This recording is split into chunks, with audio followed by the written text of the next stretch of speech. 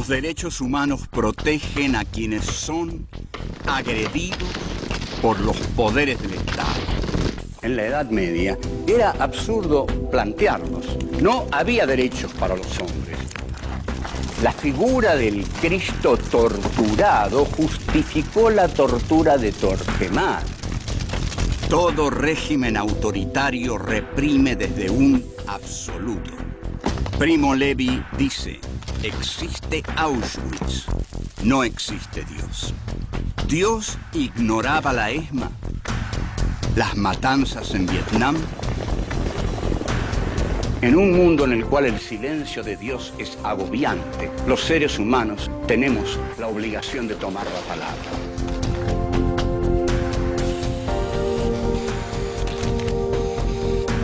Filosofía aquí y ahora 5.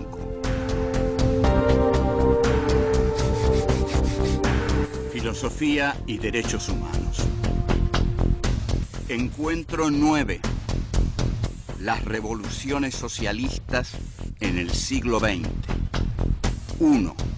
La Revolución Francesa y el terror. 2. La revolución y la autoridad. 3. Proletariado, conciencia de clase y vanguardia. 4. La dictadura de lo uno. 1. La Revolución Francesa y el terror.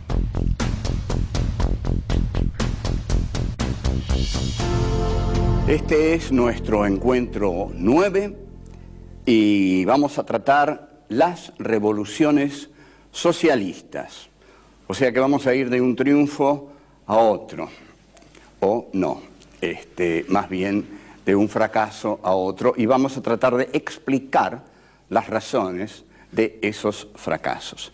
Pero nuestro punto de partida no es un fracaso.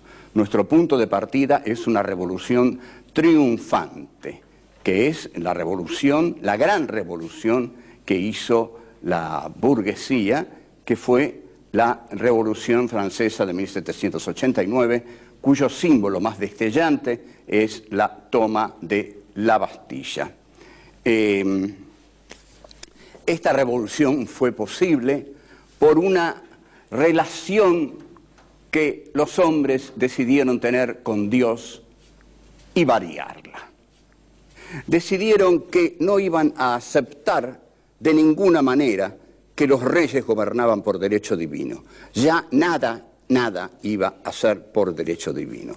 Ustedes imagínense que los reyes decían gobernar por derecho divino, es decir, que ni más ni menos que Dios garantizaba, respaldaba y apoyaba el reinado de un monarca. La Revolución Francesa atraviesa distintas etapas. El grupo más destellante es el de los jacobinos, que es el grupo de izquierda, llamado así porque se ubicaban en el lado izquierdo de la Asamblea Constituyente de la Revolución Francesa. Los jacobinos eran los... y además el concepto de jacobino quedó como concepto de extremismo político. Son los jacobinos los que declaran, los que decretan los derechos del hombre y del ciudadano, que son un antecedente fundamental de la Declaración de los Derechos Humanos de las Naciones Unidas de 1948. Pero la Revolución Francesa es un proceso complejo y fascinante y conduce a través de varias etapas, entre ellas una fundamental, la decapitación de Luis XVI y María Antonieta, conduce a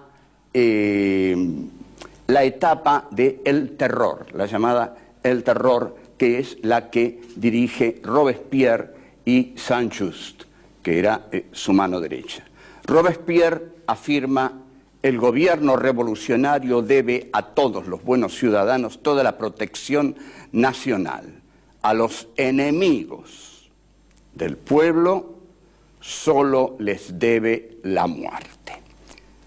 Esto es una revolución que divide el campo en amigo y enemigo, por supuesto, como lo dice tan habitualmente el politólogo Carl Schmitt, muy seguido actualmente por los politólogos que quieren estar de moda, porque el politólogo cuando quiere estar de moda se entera que otros politólogos, y sobre todo en Europa, están leyendo a Carl Schmitt y todos dicen, hay que leer a Carl Schmitt, ¿leíste a Carl Schmitt? Bueno, Carl Schmitt dice esto, que la sociedad cuando se divide en amigos y enemigos produce frases como la de Robespierre, la revolución a los enemigos solo les debe la muerte.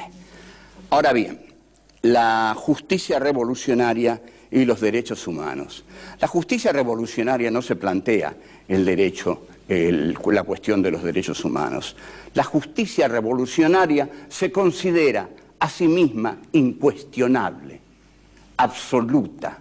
El revolucionario, y sobre todo el revolucionario iluminista y racionalista de la Revolución Francesa, considera que él no solo tiene razón, sino que es la razón misma, la encarnación de la razón. Al ser la encarnación de la razón, los demás son seres irracionales y así les va a ir, porque es la razón la que debe gobernar. Seguimos. 2. La revolución y la autoridad. El tema de la revolución y la autoridad, en realidad es casi absurdo discutirlo. Una revolución tiene que ser autoritaria. Tradicionalmente, tal como las revoluciones han sido, una revolución se hace para sacar a un partido del poder y para poner a otro.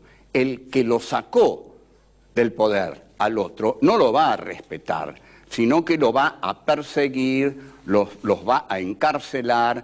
Es así como se veía la idea de revolución. Hemos ido cambiando y la idea de revolución dejó de verse porque no está en ninguna parte actualmente. Desdichadamente la idea de revolución no existe porque la revolución siempre consistió en cambiar la totalidad y el mundo de hoy está muy fragmentado, entonces es muy difícil cambiar la totalidad. Además, la globalización está manejada por el imperio, así que habría que hacer la revolución contra el imperio, derrocar al imperio para llamar a algo así revolución. Pero en los tiempos de Engels, Engels estaba muy influido por la Revolución Francesa y por las revoluciones de 1848, las que Marx refleja, sobre todo en su gran libro, el 18 Brumario de Luis Bonaparte. El texto de Engels es de 1872 y se llama De la autoridad. La autoridad, dice Engels, que es un texto de discusión, está discutiendo con algunos a los cuales él va a terminar llamando reaccionarios. La autoridad, define Engels, es la imposición de una voluntad a otros y la subordinación de estos otros a la voluntad reinante. Esta es la institución de un poder. Un poder se instituye y triunfa cuando puede dominar a los otros y someterlos a su autoridad.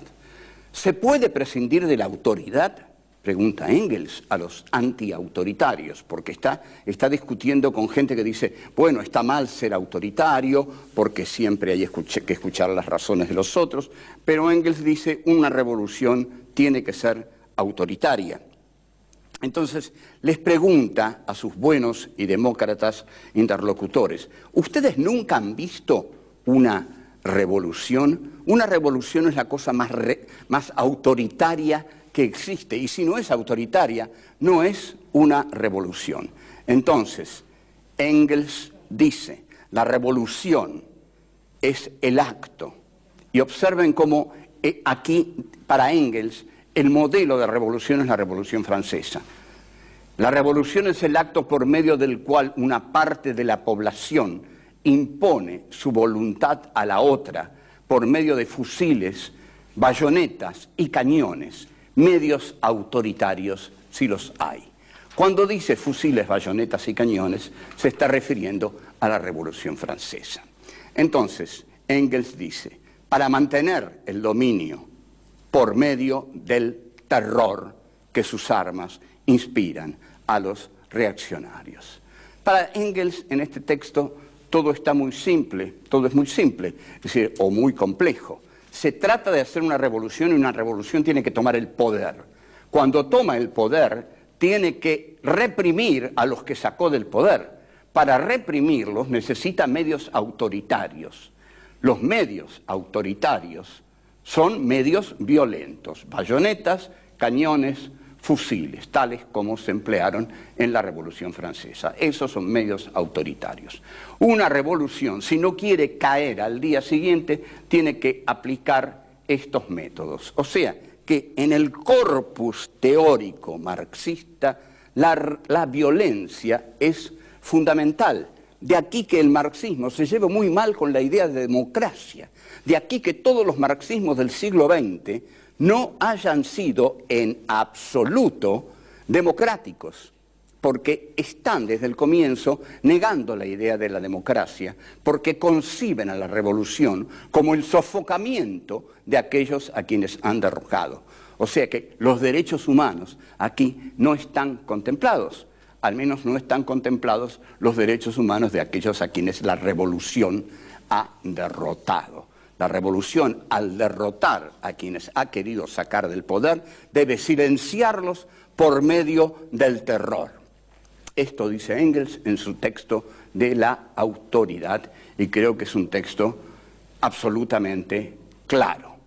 Al ser absolutamente claro, nosotros lo agradecemos, y la posición de Engels es esa, y es la posición del marxismo, y es también la causa fundamental por la cual los marxismos del siglo XX terminaron todos en dictaduras más o menos feroces. Seguimos. 3. Proletariado, conciencia de clase y vanguardia. El pasaje necesario, inevitable, que tenemos que hacer entonces, es el pasaje a la Revolución Rusa, a ocuparnos entonces de la Revolución Rusa. La Revolución Rusa está definida para nosotros a partir de su etapa leninista. Lenin es el que encabeza la revolución en Rusia. Ahora, Lenin tiene una formación marxista que le dice que la revolución se hace con el proletariado industrial. El problema que tiene Lenin, que es el que tuvo aquí Mariano Moreno, al no tener una burguesía jacobina que respaldara sus proyectos jacobinos, carecía de la clase social que lo sostuviera, Moreno. El mismo problema tiene Lenin. O sea, para hacer una revolución marxista, lo que Marx, su lectura aplicada del Capital, le enseña es que una revolución marxista se hace con el proletariado industrial como vanguardia, pero como vanguardia popular, como vanguardia masiva. Lenin no lo tiene, no tiene proletariado industrial en esa Rusia atrasada, en la Rusia que recién sale del zarismo, de la guerra, y lo que tiene es un campesinado. Entonces escribe el qué hacer, donde va a tratar justamente de responder a esta dramática pregunta. ¿Qué hacer? Me falta un proletariado industrial. ¿Qué hago? Bien, él tiene algunas ideas que llevaron a puntos muy equivocados.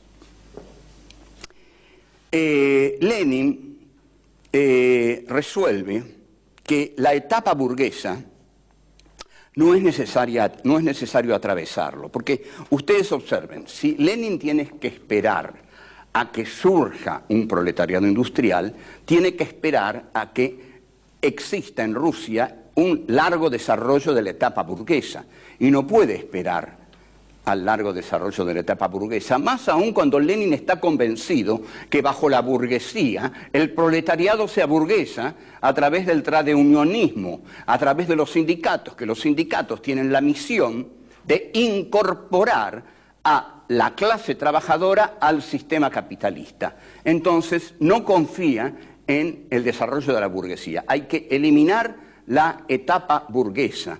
¿Cómo se elimina la etapa burguesa? Desde las ideas, desde la vanguardia iluminada que tiene la teoría de la historia. Hay que darle a las masas la conciencia de clases, pero la conciencia de clases se la tiene que dar la vanguardia. La vanguardia conoce las leyes de la historia y con ese trabajo profundo sobre las masas, es decir, bajando la línea revolucionaria a las masas, es como las masas no necesitan atravesar la etapa burguesa para llegar a tener una conciencia socialista. A ver, voy a repasar esto porque es difícil. Lenin dice: yo no tengo un proletariado industrial. Para tenerlo tengo que esperar el desarrollo de toda una etapa burguesa. Elimino la etapa burguesa y sobre este enorme campesinado que tengo en Rusia dejo caer la doctrina revolucionaria marxista.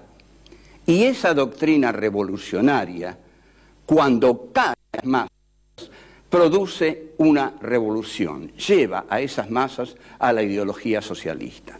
Para eso hace falta una ideología de vanguardia y una vanguardia ideológica. A lo que quiere llegar entonces Lenin, y a lo que llega, es a lo que llama la dictadura del proletariado. Vamos a ver qué es esto de la dictadura del proletariado, que ya estaba en Marx. Ya estaba en Marx. Marx dice: de todos los elementos que yo he descubierto, el más valioso es la dictadura del proletariado. Engels dice: la Comuna de París, he ahí la dictadura del proletariado. Entonces Lenin dice: vamos a hacer la dictadura del proletariado. Ahora, no puede haber dictadura del proletariado en Rusia porque no había proletariado. ¿Cuál va a ser la dictadura del proletariado? Bueno, miren, es muy sencillo. La dictadura del proletariado va a ser la dictadura de ese grupo que posee la ideología del proletariado. Aunque no esté el proletariado, si están Lenin y sus compañeros que pueden tener la teoría de vanguardia revolucionaria del proletariado, ellos van a bajar esa línea al campesinado hasta tornar revolucionario y socialista a ese campesinado, y con esa base social van a hacer la revolución. Lo que ocurre aquí es que ya empieza a darse un verticalismo muy peligroso. El verticalismo es que la vanguardia está por encima del pueblo, del campesinado, y ha decidido bajar al pueblo la línea revolucionaria, porque la línea revolucionaria la conoce la vanguardia, y la vanguardia la conoce porque dice conocer las leyes de la historia. El primer problema que enfrenta la vanguardia es que la historia no tiene leyes. Volvemos. 4. La dictadura de lo uno.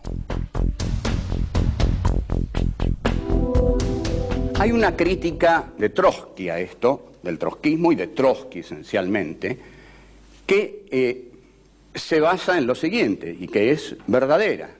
Es evidente, y así resultó, que ese partido de vanguardia que postula Lenin termina transformándose en un partido de vanguardia dictatorial.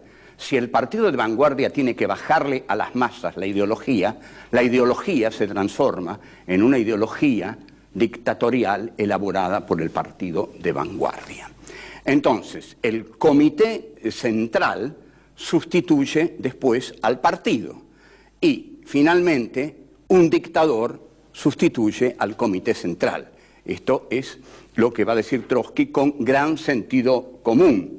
Trotsky lo que va a postular es una revolución permanente, y esto está bien, digamos, para cualquier revolución e incluso para cualquier proceso político. La revolución permanente o la revisión permanente de sus postulados políticos esenciales, iniciales, es fundamental.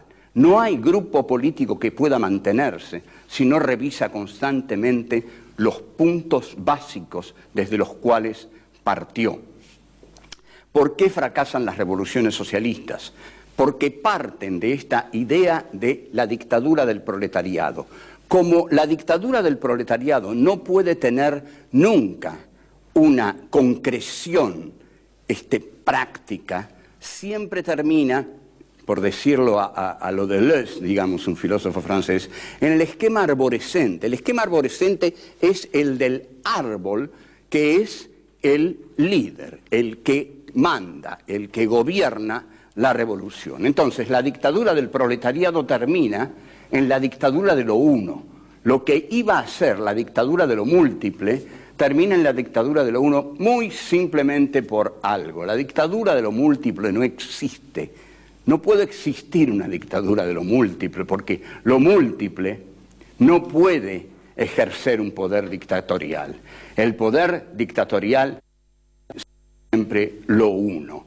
La vanguardia, una junta, un consejo, y entonces la teoría de Lenin del partido se transforma en el comité central. La vanguardia, la teoría marxista, se transforma en el dogma en el cual todos tienen que creer y el que no cree es fusilado, y finalmente surge de todo esto la figura de Joseph Stalin. Joseph Stalin es la figura del culto a la personalidad, es el dictador que lleva adelante el país que iba a ser socialista y no es socialista. Además, lo que menos es democrático. El problema del socialismo con la democracia choca desde el comienzo por la idea de la dictadura del proletariado y por la idea de la exaltación del autoritarismo para derrotar a los enemigos políticos. Es cierto que la democracia tiene 20.000 problemas que no ha solucionado ni soluciona, pero estamos hablando del socialismo. El socialismo no soluciona sus choques inevitables con la idea de la democracia. El socialismo tiene que terminar apelando siempre a la dictadura del culto a la personalidad. Una revolución no debe tener un camino dictatorial, debería inaugurar un camino de libertad. Pero, dirían los revolucionarios, ¿cómo inauguramos nosotros un camino de libertad si tenemos que imponernos sobre una enorme parte de la sociedad que está contra nosotros? Entonces, hay dos críticas a esto. Una de Rosa Luxemburgo, que dice, ante la teoría de la vanguardia de Lenin, que las masas no están privadas de conciencia de clase, que la vanguardia no es la dueña privativa de la conciencia de clase, que la vanguardia no es la que conoce las leyes de la historia solamente, que la clase obrera tiene conciencia de clase y no necesita ser dirigida por una vanguardia. Al contrario, es la vanguardia la que debiera hundir sus raíces en la clase obrera para así nutrirse de los valores de la clase obrera y representarla genuinamente. Ninguna vanguardia que trabaje desde afuera de la clase obrera puede ser una vanguardia genuina. No hay vanguardia genuina porque el concepto de vanguardia es antidemocrático.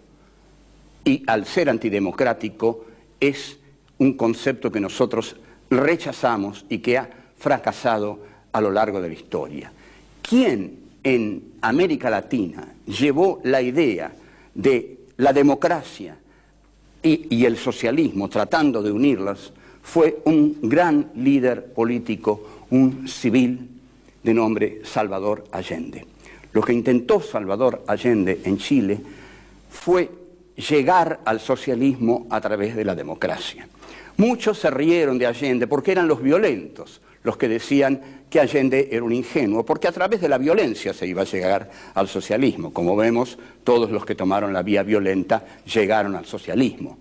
Lamentablemente no, y no tengo nada para decirles en contra, simplemente los resultados están a la vista. Allende, lo que tengo para decirles en contra es que la vía armada no sirve, que la política es donde el sujeto se realiza. Conocemos entonces que la CIA, más la Pepsi-Cola, más la ITT, más el diario El Mercurio, tiraron abajo a Salvador Allende, que murió heroicamente en el Palacio de la Moneda, como pocos líderes se entregan la vida cuando una revolución viene a derrocarlos. El tema de la revolución y los derechos humanos es muy complejo porque una revolución es eminentemente un acto contra otro. Es decir, una revolución pretenderá ser siempre un acto de justicia en una sociedad. Y si pretende ser un acto de justicia, siempre va a tener que enfrentar a aquellos que agreden a la equidad dentro de una sociedad. Las sociedades cada vez son más desiguales y la idea del socialismo que todos tenemos es la de la igualdad. Lo que todos queremos es la igualdad entre los seres humanos. El neoliberalismo lo que cada día logra más es una desigualdad inhumana, una desigualdad peligrosísima que va a terminar con las masas hambrientas asaltando las ciudades. Entonces, los derechos humanos aquí consisten en luchar por la igualdad entre los hombres. Y esa es nuestra concepción de la democracia. La igualdad entre todos y cada uno de los seres humanos. Chao, hasta luego.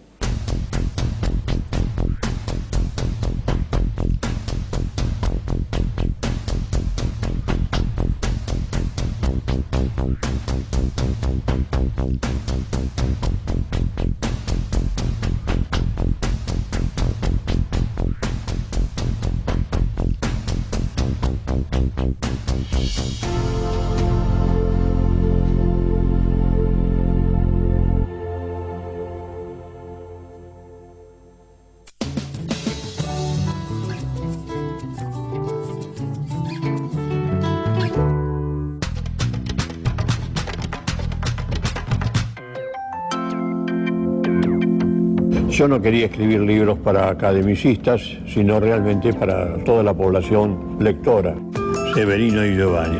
Yo escribí ese libro para llamarles la atención. Ojo, como uno de los mejores se perdió en la violencia. Me eligieron primero secretario general adjunto y al mes pasé a ser secretario general. Y tuve esa experiencia de lo que es el gremialismo. Tengo los mejores recuerdos de toda esa época. La Revolución Francesa y el terror. 2. La revolución y La autoridad. 3. Proletariado, conciencia de clase y vanguardia. 4. La dictadura de lo uno. 1. La Revolución Francesa y el terror.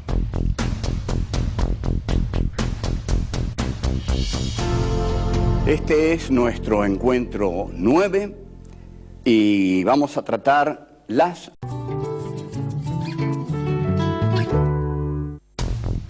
Los derechos humanos protegen a quienes son agredidos por los poderes del Estado.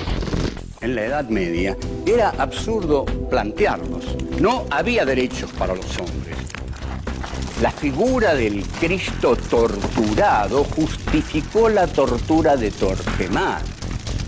Todo régimen autoritario reprime desde un absoluto. Primo Levi dice, existe Auschwitz, no existe Dios. Dios ignoraba la ESMA, las matanzas en Vietnam. En un mundo en el cual el silencio de Dios es agobiante, los seres humanos tenemos la obligación de tomar la palabra.